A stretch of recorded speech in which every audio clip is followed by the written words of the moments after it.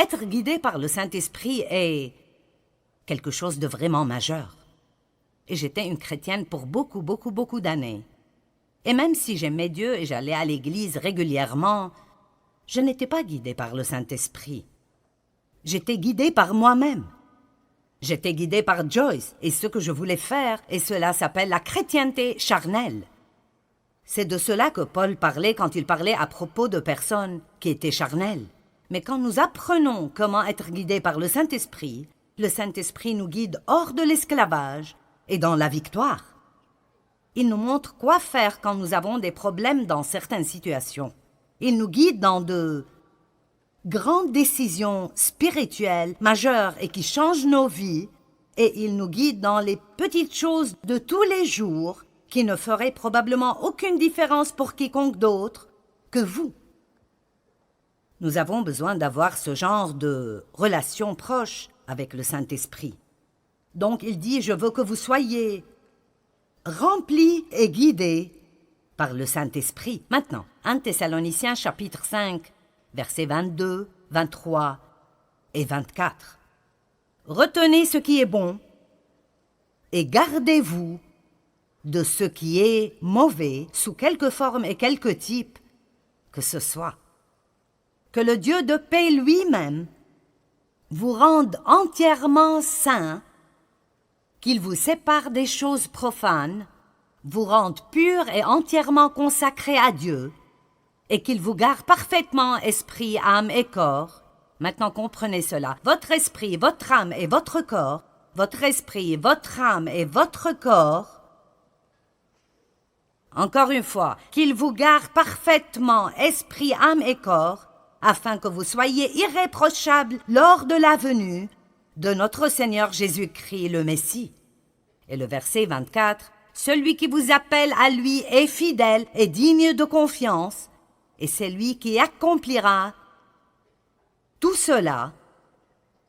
Il accomplira son appel en vous bénissant et en vous gardant. » Maintenant, je pense que si un jour nous ne serons pas en colère contre nous-mêmes, nous devons peut-être nous comprendre nous-mêmes un peu mieux que maintenant, parce que vous savez que vous pouvez vouloir deux choses différentes en même temps, l'une étant bonne et l'autre étant mauvaise. Et vous pensez, quel est mon problème maintenant? Je veux me lever et aller à l'église demain. Je ne veux pas me lever et aller à l'église demain. Je ne veux pas manger cette glace au chocolat. Je veux manger cette glace au chocolat. Je veux te pardonner. Je veux rester en colère contre toi tout le reste de ma vie. Eh bien, ce qui arrive est ceci. Ceux-ci sont nos petits amis aujourd'hui. Le corps, l'âme et l'esprit. Nous avons une petite lumière dans notre esprit. J'ai pensé que c'était plutôt génial. Alors, quand nous sommes nés de nouveau, cette partie de nous, la partie de l'esprit, qui est la partie la plus profonde de notre être, est rendue sainte. Nous sommes lavés à l'intérieur, parce que Dieu ne peut pas être quelque part qui n'est pas saint. Donc, pour qu'il vienne et pour qu'il vive en nous, il doit nettoyer l'endroit avant de pouvoir venir et y vivre. J'aime le dire ainsi, j'aime dire que lorsque nous sommes nés de nouveau, nous portons en nous la graine de tout ce que Dieu est. J'aime 1 Jean 3,9, il dit que nous recevons la semence divine du Dieu puissant. Nous obtenons une nouvelle nature. Dieu vient vivre en nous et nous avons littéralement tout ce dont nous avons besoin spirituellement pour grandir et être mature et être tout ce que Dieu veut que nous soyons. Alors il dit, je te sanctifierai, esprit. Mais quoi à propos de ce gars-là, l'âme? Mais qu'en est-il de... Vous voyez, nous l'avons bien habillé, n'est-ce pas merveilleux? Le corps. Et nous ne pouvions pas trouver de façon de le faire. Mais le corps aime se vêtir de tout cela et puis se regarder. N'aimez-vous pas cela? La moitié de ceci m'appartient probablement. Voici une petite étiquette qui dit « Je suis génial ». Et nous allons de « Je suis génial » à « Je suis stupide, je me déteste, je m'aime tellement », vous savez. Mais là, cette âme Je ne sais pas ce qui me serait arrivé si je n'étais pas arrivé à comprendre mon âme et la façon dont j'ai été façonné. J'ai appris ceci il y a beaucoup d'années en lisant des livres écrits par Watchman Nee parce que je n'apprenais vraiment cela nulle part alors. On me disait tout ce que j'avais et tout ce qui m'était disponible, mais rien de cela ne semblait marcher dans ma vie et je ne savais pas ce qui clochait. J'écoutais à propos des promesses de Dieu et de comment je pourrais avoir toutes ces choses par la foi, et je luttais si dur pour essayer d'appliquer chaque message que j'écoutais quand j'écoutais des enseignements. Et finalement, j'ai compris que ce dont la Bible dit que c'est à moi à la base est ce que j'ai en Christ. Mais si ça ne sort jamais de mon esprit, dans mon âme, et ne sort pas ultimement à travers mon corps jusqu'à là où les gens peuvent le voir, alors j'irai peut-être bien, mais je n'aiderai personne d'autre. Je ne pourrai pas faire quoi que ce soit pour quiconque d'autre. Et alors ça m'aidait vraiment pour me comprendre moi-même, de réaliser que mon âme, et nous en avons tous une, et ma pensée, ma volonté et mes émotions. Votre âme vous dit ce que vous voulez, ce que vous pensez et comment vous vous sentez. Elle ne vous dit rien à propos de Dieu, elle vous dit tout à propos de vous-même.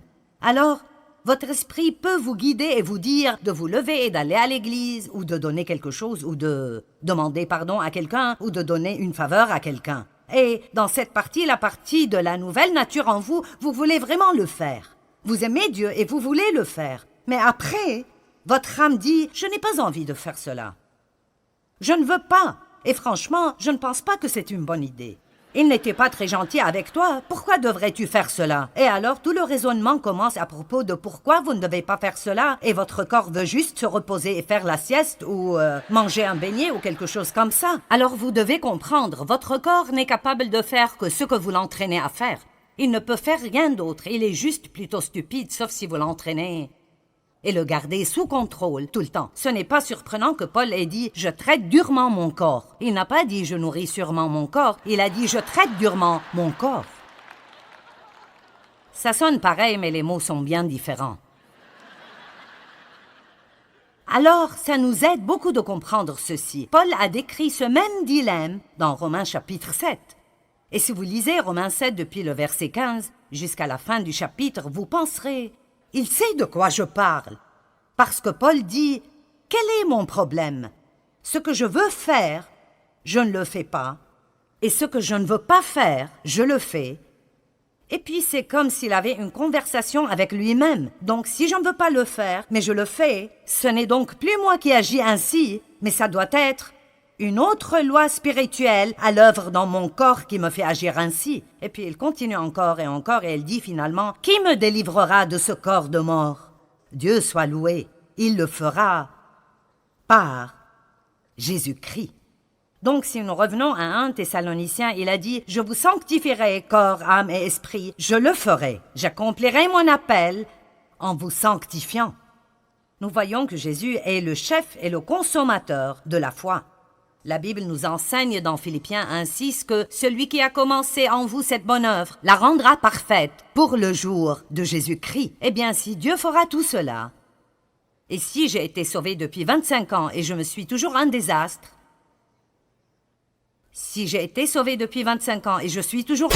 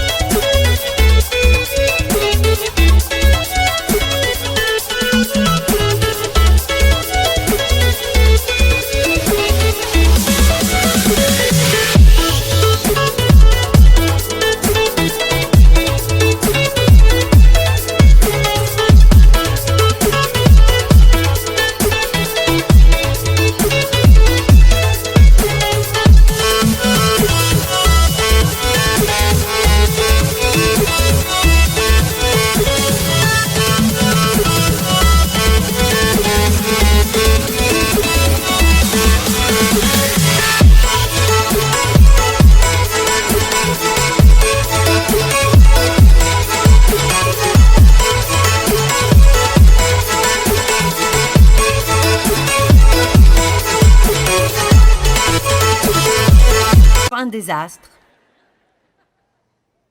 J'essaierai de ce côté. Si j'ai été sauvée depuis 25 ans,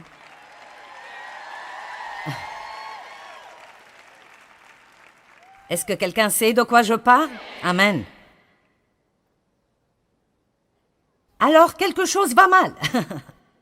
Donc, qu'est-ce qui cloche? Je veux dire, Dieu a promis qu'il le ferait. Mais si ça n'arrive pas, alors, quel est le problème? Eh bien, peut-être que vous ne savez pas comment vous appuyer sur la grâce de Dieu, ni comment vraiment dépendre de lui, ni comment recevoir sa grâce. Mais aussi, peut-être que nous ne coopérons pas avec et ne nous soumettons pas au Saint-Esprit. J'aime dire tout le temps que nous sommes les partenaires de Dieu. Dieu a sa part et nous avons la nôtre. Dieu ne fera pas notre part et nous ne pouvons pas faire la sienne. Amen.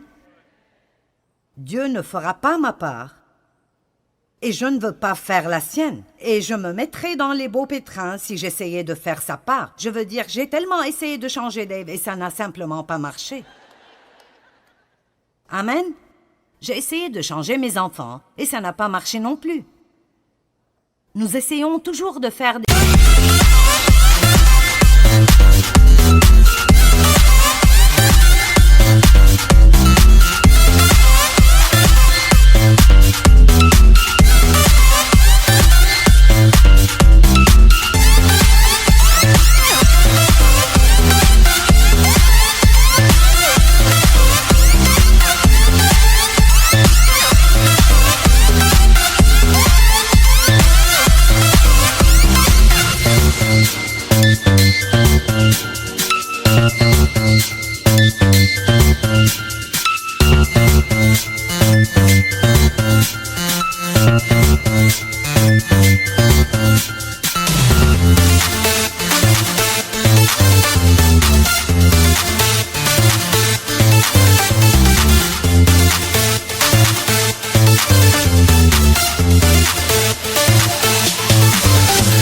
choses que nous ne pouvons pas faire, au lieu de faire ce que nous pouvons faire et de laisser Dieu faire ce que nous ne pouvons pas faire. Ça s'appelle la confiance. Dieu veut que nous jouissions de cette aventure. Alors, quelle est notre part? Vous savez, je crois que notre part est d'apprendre à laisser le Saint-Esprit nous guider. Et quand nous sentons que l'Esprit Saint nous demande de faire ou de ne pas faire quelque chose, nous ne devons pas lutter contre cela. Nous devons simplement nous abandonner au Saint-Esprit. Nous avons simplement besoin de dire « D'accord, tu es plus intelligent que moi, je suis passé par là 100 fois. Pourquoi est-ce que je continue d'insister à faire cela à ma façon et de passer par là une fois de plus? Pourquoi ne pas dire « Tu es plus intelligent que moi, que tu sais ce que tu fais » et simplement abandonner? Mais nous sommes un peu têtus parfois. Ne sommes-nous pas un peu têtus parfois? Peut-être que ce n'est personne d'entre vous, mais je sais que je le suis. Le Saint-Esprit est l'agent de sanctification, et quand la Bible parle de la sanctification, même si nous sommes déjà sanctifiés dans l'Esprit, il parle de notre sanctification totale. Totale. En d'autres termes, Dieu veut, je le dirais de cette façon, il ne veut pas juste être gardé dans cette boîte spirituelle. Il ne veut pas juste vivre dans cette petite boîte spirituelle où nous le laissons sortir le dimanche matin pendant 45 minutes et puis nous partons et le reste de la semaine, nous avons un autocollant sur notre voiture et une croix autour du cou, mais nous faisons exactement ce que nous voulons tout le temps. Ce n'est pas le but de Dieu pour nos vies. Son but est que nous nourrissions notre esprit de la parole de Dieu qui commence alors à renouveler nos pensées et puis cette parole commence à agir dans nos vies. Elle change nos pensées, elle change notre volonté et elle commence à contrôler nos émotions. Mais cela n'arrive pas sans que nous disions « Oui Seigneur, c'est ce que je veux dans ma vie. »